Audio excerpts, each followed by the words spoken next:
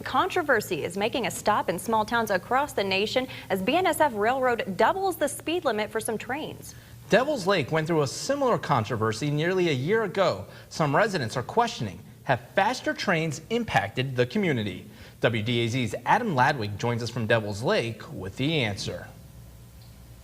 Matt and Stacy, the city caused such a commotion over faster trains that railroad officials came to town and worked out a compromise. 1 year later, trains are running faster through Devils Lake, but locals say they're still wary of the risk they carry.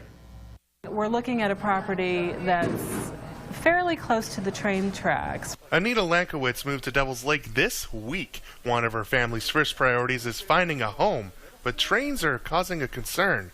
In July of 2014, BNSF announced the speed limit for freight trains would double through Devils Lake from 30 to 60 miles an hour. They don't need our approval to do it, and they could still come through here at 60. But the city objected, claiming faster trains carry a greater risk for derailment. Anytime you increase speeds, you're asking for trouble. North Dakota senators even joined the fray, asking the railroad to reconsider.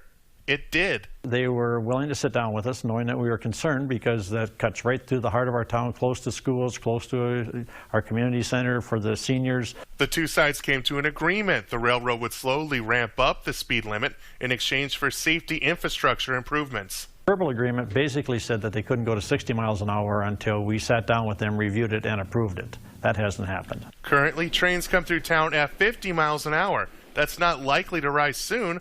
But are faster trains at Devils Lake still worrying locals? I haven't noticed any change, but I also don't see a lot of trains around here. At first, there was some concern about it, but it seems to have leveled off. And despite locals telling me they haven't even noticed that trains are moving faster through town, they say it was a good thing for the city of Devils Lake to stand up and fight back against BNSF when the speed increase was first proposed.